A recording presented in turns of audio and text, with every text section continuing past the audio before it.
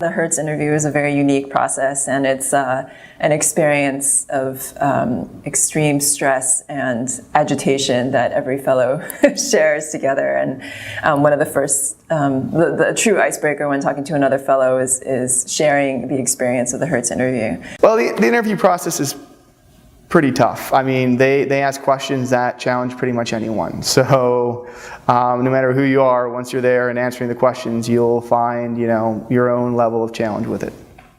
I think there's probably not too many people that emerge from a Hertz interview feeling like they've nailed everything.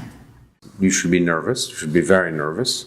I've heard from theater friends, which is true also in life, that you give your best performance if you're nervous. I went into the first round interview just hoping not to cry, and I made it out without crying, so that was a success for me.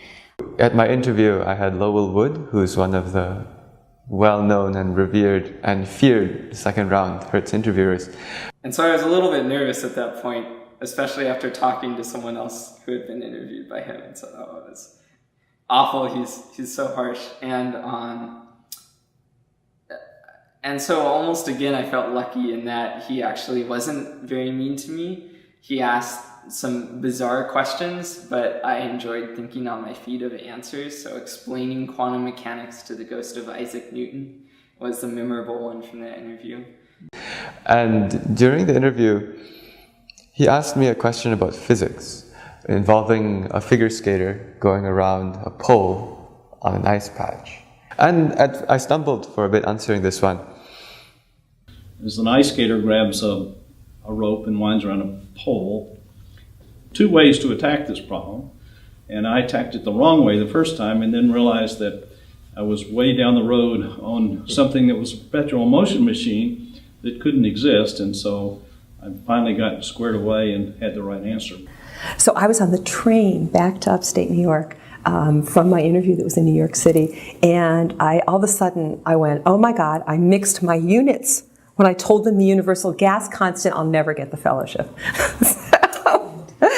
of course, that was not a problem. They just wanted to see if I knew what it was and how it was used, and if I didn't get the numbers and the units right, they didn't care. First interview was with Wendy, and it was in DC, and I had never driven to DC before, or into DC, and I got completely lost and called her a few times, but was 45 minutes late to the interview. And it was just a stressful, horrendous experience. I felt awful and very embarrassed about that.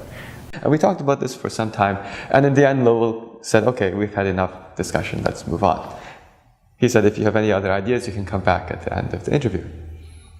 Yeah, it was, we'd like to interview you, and we'd like you to come meet us. I had to meet him in New York City, so I had to get from where I grew up to New York City, and that was fun to figure out how to do. Ended up flying in a plane from Newport, Rhode Island to New York City, which was really great. Well, what I remember most about it is just that I think the interviewers do a great job of taking you one step beyond what you know. I don't know where they're going with this, what would I do? And I was like, are you saying it might be red and blue put together? It was a really dumb comment. And they're like, no, I think we're going for, UV vis spectroscopy. I hadn't mentioned it. And I felt really stupid after that, but I was not satisfied that it wasn't settled. So after the interview, I continued walking around the building at which we had the discussion. And an hour later, I knocked on the door and said, I think I have an answer. I told him, and he said, no, not quite.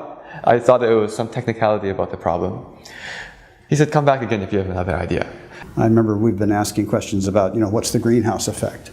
And it's surprising to me how many people don't really know what that is, even though they're in the scientific community and think that that would be something that they should have, been knowledgeable about.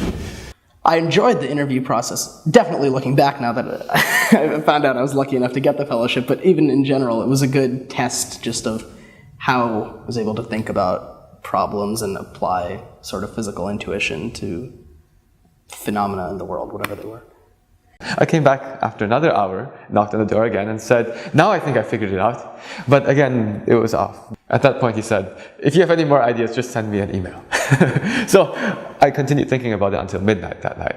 And then I finally solved it. It's not the interview saying, tell me everything you know about thermodynamics in 3 minutes, go. Like, it was not that at all. It was very much a conversation.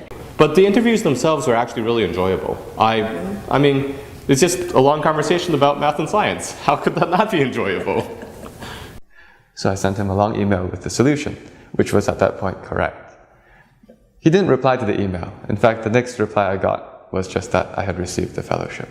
The anecdote I remember most is not from the actual interviews, but from the process of being a brand new PhD, showing up at the University of Chicago, and a very famous old physicist, a colleague of Enrico Fermi's, was the chairman of the department, and they had a lunch that I was the honored guest at, and Ufano sat down at the other end of the table with all the other eminent members of the physics department along the sides, and said, "Well, Dr. Gallus, what is it that you expect from these interviewees?"